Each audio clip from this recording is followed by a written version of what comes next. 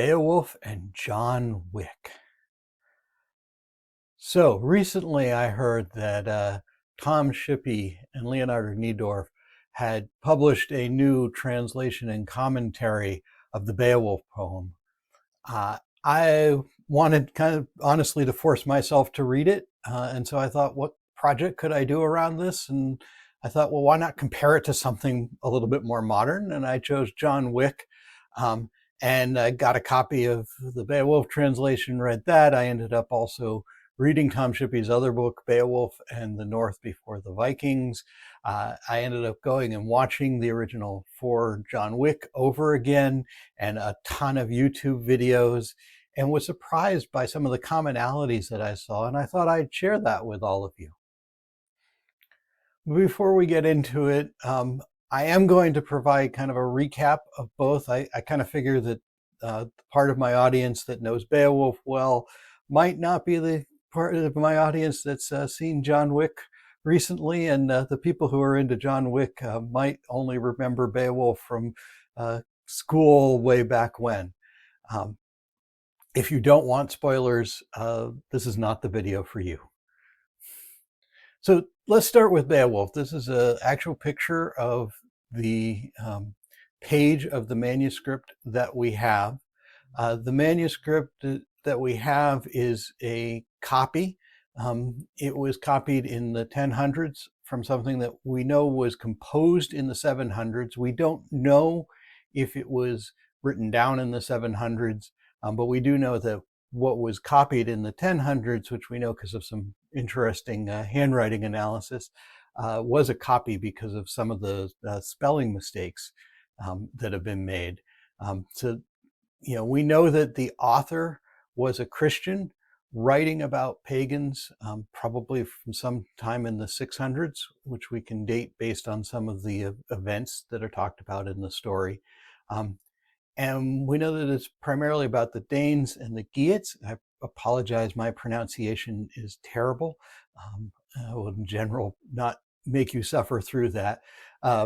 But the point here is that it was written by an Anglo-Saxon living somewhere in England about people who were his ancestors, but not directly about where he lived.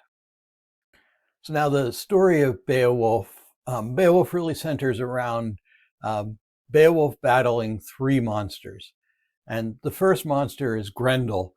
Beowulf comes to the mead hall of the Danes. Grendel been terrorizing the mead hall for 12 years. Nobody can defeat him. Beowulf says, I will defeat him, and furthermore, I will fight him barehanded, which might have been to his advantage because Grendel appears to be impervious to weapons. But Beowulf faces him barehanded, is able to tear off his arm and kill Grendel. This, of course, makes Grendel's mother not happy, and she comes to terrorize the Danes.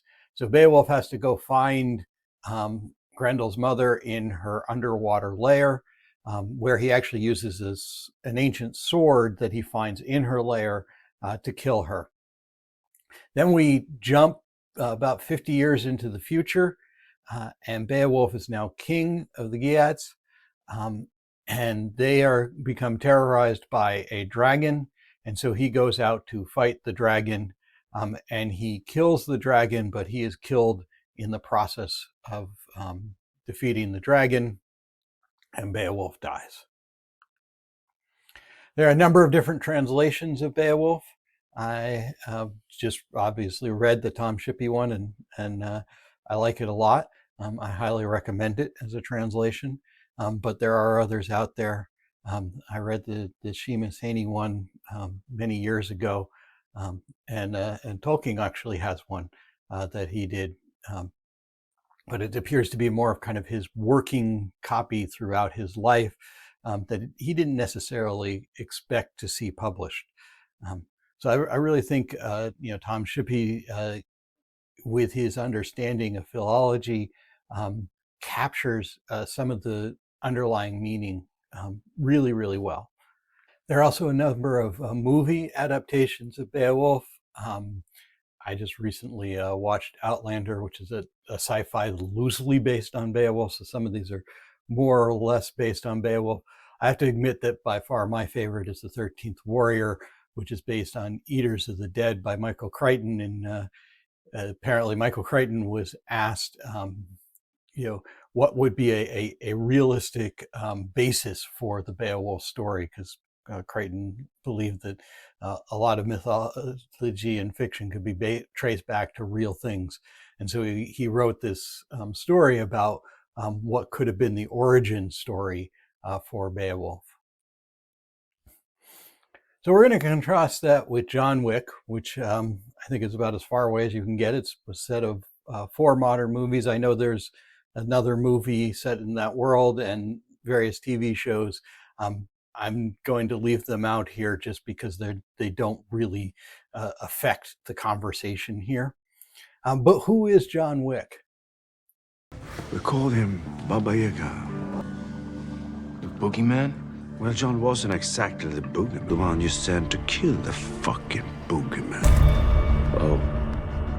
So I love that because I think the acting there says who John Wick was much better than I possibly can.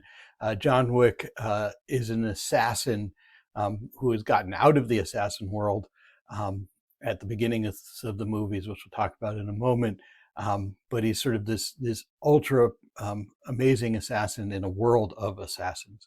Now, what's kind of interesting to me also is that they call him the Baba Yaga, but actually Baba Yaga is a Russian folk character of an evil witch who is kind of like the boogeyman used to scare children, but not exactly like a ultra modern assassin. So I think that that's always kind of fun to me. So the plots of the movies, obviously can't talk about everything that happens in all the movies. We're just going to go through them kind of quickly. The first movie, as I say, starts with John has just gotten out of the assassin world because he married a woman. She passes away and leaves him a dog. Bad guys come and steal John's car and kill his dog. And so he has to go on a rampage to go revenge the killing of his dog and get his car back. And in the process ends up killing the 2 characters who you saw in that clip earlier. That's the first movie. The second movie is then that somebody from the Italian mobs, Sant'Antonio, comes and asks John to kill his sister so that he can have her seat on what's called the high table. John does this because Santino has a marker, which is a blood oath that John has made to him. And so he is forced to do that. Of course, Santino says, "You killed my sister, so now I'm going to kill you." So he tries to kill John. John has to fight his way back, ends up killing Santino in the Continental, which is a hotel that is kind of holy ground. Assassins are not supposed to kill anybody in this world, in the Continental. And this results in John becoming excommunicated at the end of the movie, which means that he is cut off from all of the safeties in his world and is able to be hunted. The third movie then becomes the revenge of the High Table, taking out revenge against John, but also against all the people who helped John. And in the end, in order to save the Continental, the manager shoots John off the top of a building. So John is presumably dead. But the fourth movie opens up with the fact that John is not in fact dead. John kills who's called the Elder. We'll talk a little bit more about the Elder in a moment. Then, as reparation, the High Table destroys the Continental and goes after John in many ways, or forces John to go after them in many ways. And it ends in a final duel between John and the High Table, in which John manages to kill the representative of the High Table, but is killed in the process, and so John dies. So where are some of the commonalities between these two? Well, I think, the first and most obvious commonality is that both John and Beowulf are warriors. They both fight largely alone. They have some help at various different points, but for the most part, they fight by themselves. And they're both incredibly strong. At one point, John gets thrown off a balcony, he gets thrown off a roof, he survives. I think you can't argue that he's not incredibly strong. And we're told that Beowulf is just incredibly strong. He's able to rip the arm off the monster after all. So one of his defining things is that he is incredibly strong. Another defining thing about them is we kind of look at the pantheon of superheroes, right?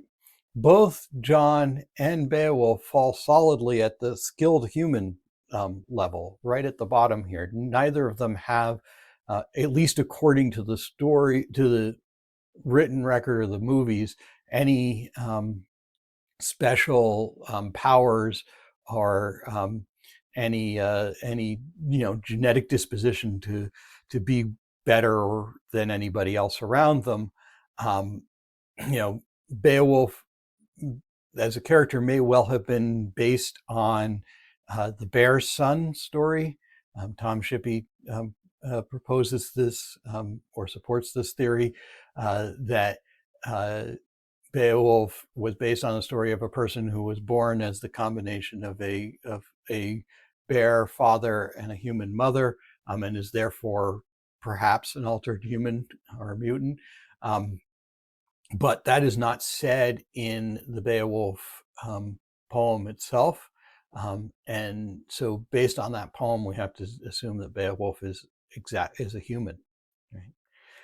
Another thing that they have in common as warriors is they're both kind of fighting against the archetypal fears of their time, right?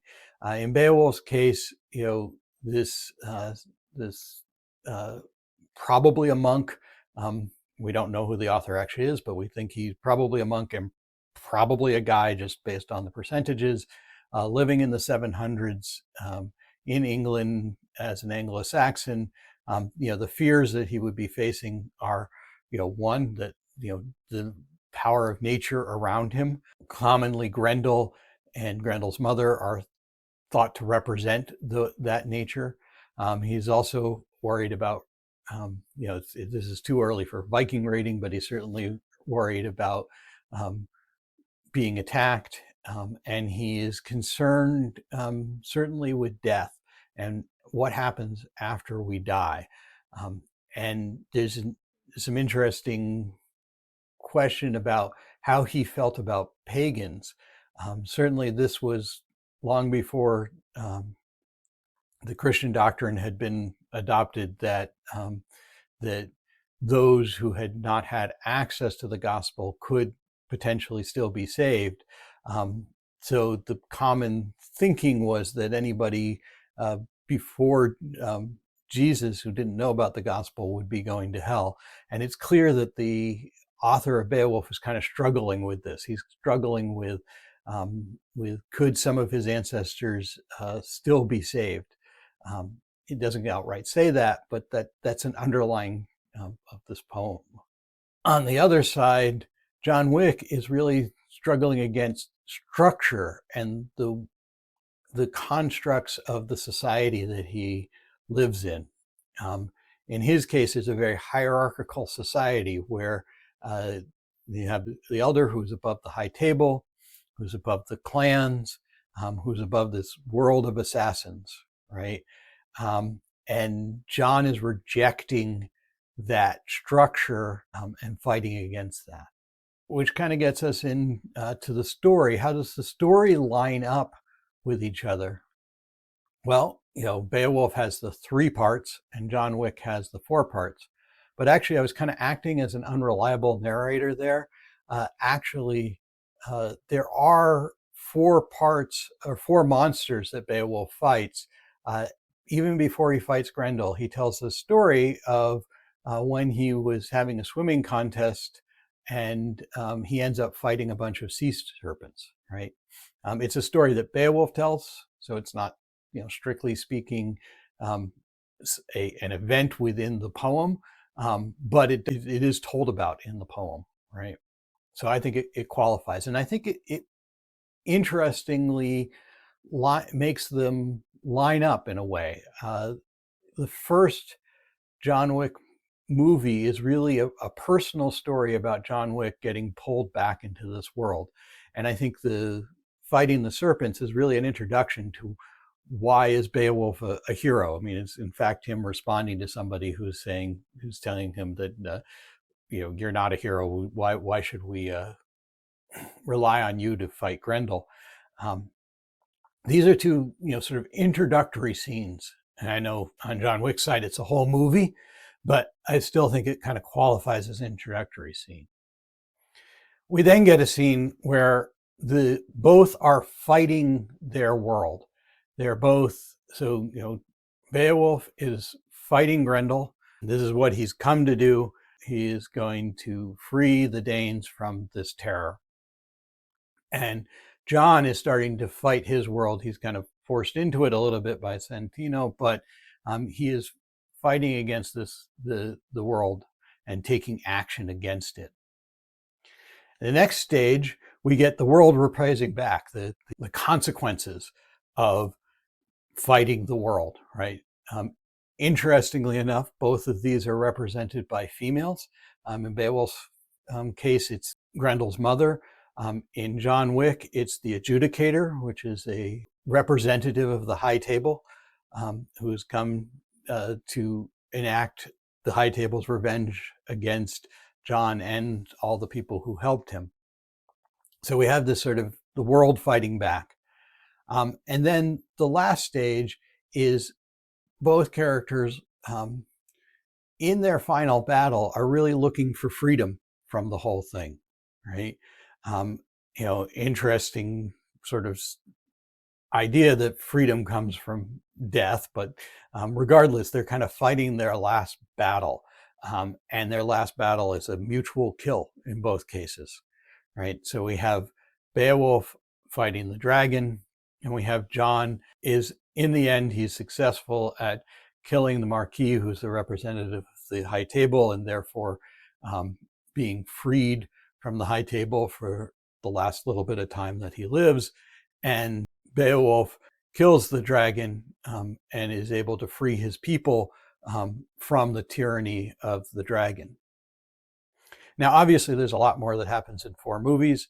There is more that actually happens in Beowulf, and we'll come back to this slide again, but I just pop it up here to show that actually the fights take up only a small number of the lines in the actual poem. Now, one of the other themes that I pick up on in both works is really about memory. I think both works are struggling with, as I said, what happens. The Beowulf author was clearly interested in, could pagans go to heaven? But he was also, how are people remembered? How after they die? How do we think about these people? John Wick is definitely. John Wick actually tells us this in the first scene where he appears with the elder. The elder asks him, "Why are you doing this? Why are you fighting this fight? Why are you trying to survive at all?" And John says, to remember his wife and to remember their relationship. Right. So we also have in Beowulf where it's very concerned with both the concept of loth, which is glory, and doom. Doom today would mean a bad end. Tolkien would have said doom is about your fate. In many of his uses of the word doom, but in this context, doom really means reputation or judgment. How do people think about you?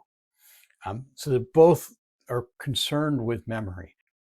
A man might be thought wealthy if someone were to draw the story of his deeds,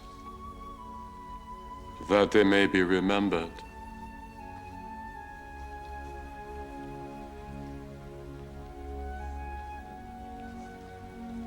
Such a man might be thought wealthy, indeed.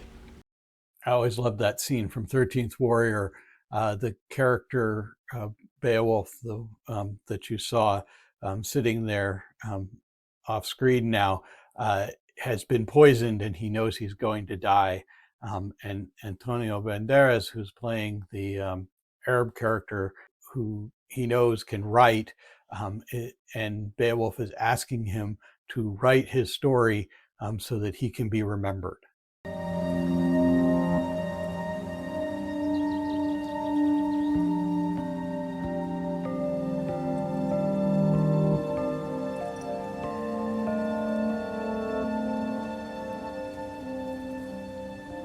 John, on the other hand, really wants to be remembered as a loving husband. He's more concerned with how he is remembered based on his relationships to other people. Now, the interesting thing is, we have that tendency to think of Beowulf as wanting to be remembered for defeating the monsters and the battles that he had.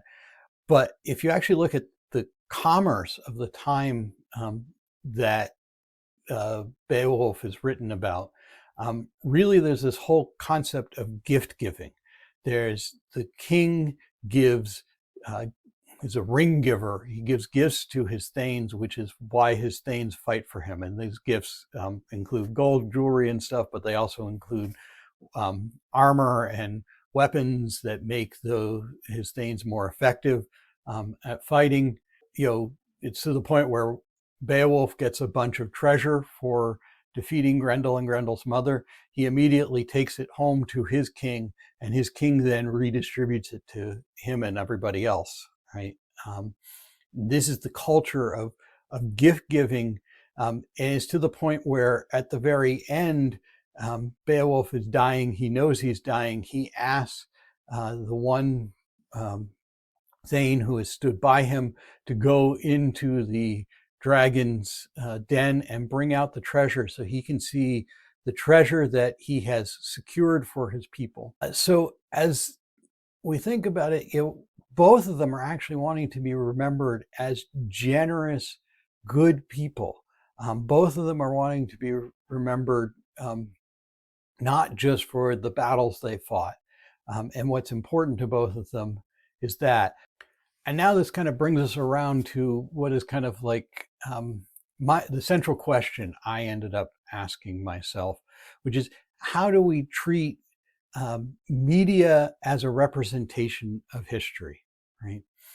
If we look at the work of Beowulf, as I said, it was composed in the 700s by an Anglo-Saxon who is talking about people 100 years before him in another land, right?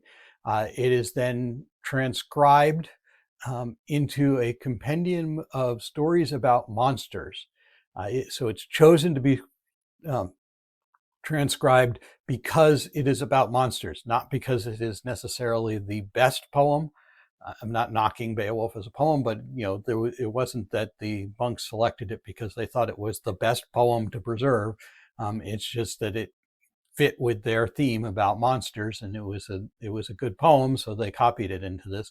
And that manuscript happened to be a manuscript that survived a number of things, including a fire in the 1700s.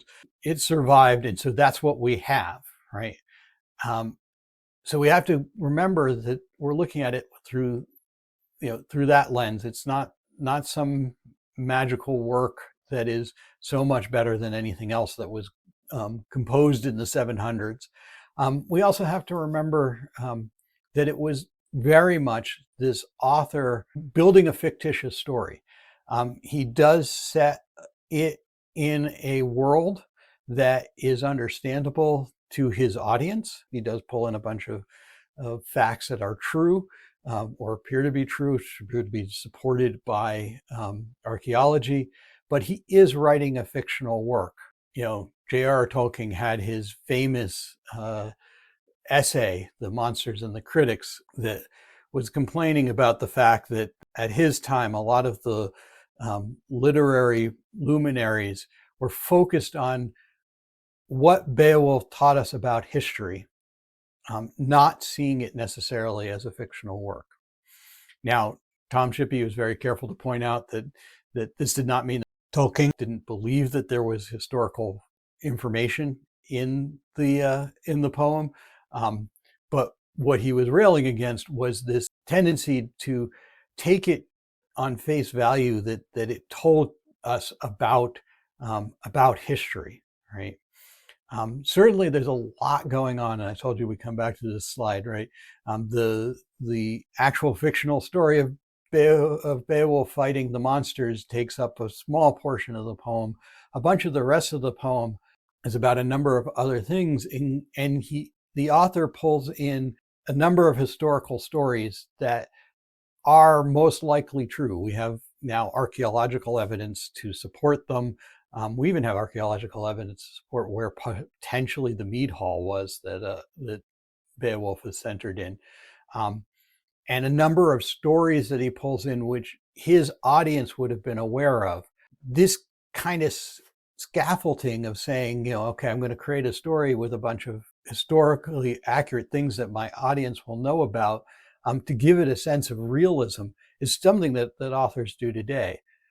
But you have to take it with kind of a grain of caution, because really, I think, the Beowulf author is asking a bunch of questions about religion and what his pagan ancestors were really facing in death, not necessarily what exactly their world was like. John Wick is set in New York primarily, but then all over the world. And you could certainly build a map of New York by looking at the things that happened in John Wick, and perhaps even a map of parts of the world, right? But that, I don't know about you, but I don't live in a world where there are assassins running around shooting each other all the time, right? All of that is fictional, placed on top of this real framework. That leads me to the question of, okay, if in 100 years or 1,000 years, all I had was the John Wick movies to look at, would that really give me an accurate picture of what today's world is like? How would you parse out an actual picture of what today's world was like?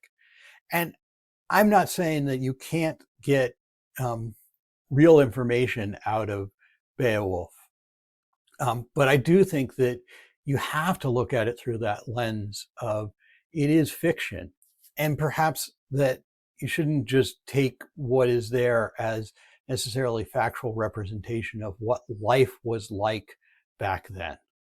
In wrapping up, I do think, Beowulf and John would have loved to sit down and have a drink together.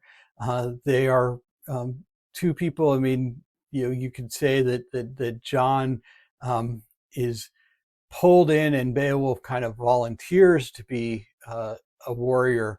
But I still think they're cut very much from the same cloth in their worlds. They're individual champions within their world, fighting against the constraints and fears of their world. So I'd love to hear your thoughts. Please feel free to leave a comment below. Subscribe to my channel for more videos like this. And then these are all other ways that you can get in contact with me through various social media. Thank you for your time, and have a wonderful day.